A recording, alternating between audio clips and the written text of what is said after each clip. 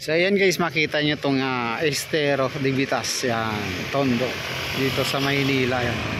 So napakalaking bago nabago dito sa part na to. Talagang yan, yung mga basura no ay talagang ubos lagi dahil yan mga masisipag nating Estero Rangers na nangunguha ng basura dito sa part na to. Ayan, so nandito tayo sa may side ng Honorio Lopez. Ayan, sa may tulay. Ay, ginawang parking. Ayan oh. Ayan, meron lang mga pailan nilang basura dito sa tulay na iniwan.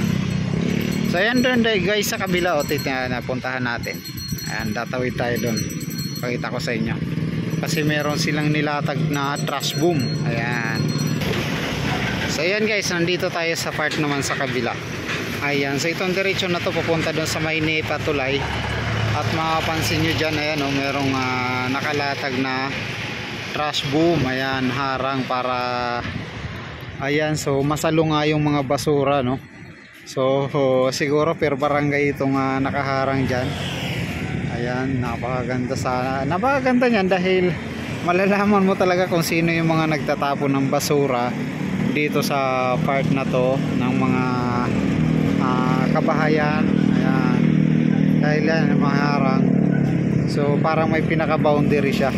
So nung isang araw nakita natin dyan yung mga Estero Ranger na kumukuha ng basura ay hinakot nila no. So meron kasing nakaraan na mga nakalutang dyan. So pupuntahan din natin guys doon sa may Nepa tulay para pakita ko rin sa inyo yung booster pump doon, yung naglilinis ng basura. Ayan, tara puntahan natin. So ayan guys, yun doon tayo kanina sa may paikot na yun doon sa may tulay kabila.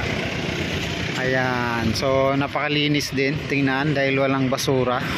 So hindi talaga katulad dati na talagang grabe yung basura no, ito dito sa park na to. Ayan, so ito yung Nepa tulay dito.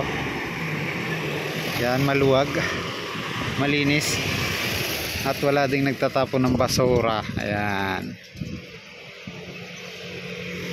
So yan yung kabila, papuntang Caloocan na to rito.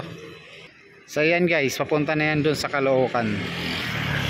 Ayan, dire-diretso dun sa may Nabutas. Itong Tulyahan siguro, Tulyahan River na yung tawid nito, itong ilog na to. Ayan, so yan naman guys yung pumping station dito na yung mga galing dyan sa na yan, yung mga nila tubig, hinihigo pag once na mataas yung tubig. Ayan. So yan yung pumping station dito. O diba? So yan, sana lahat no ng mga ating mga ilog ay yan kahit ganito lang no, unti-unti kasi magiging malinis yung ating mga estero pag once na lahat yung basura natatanggal.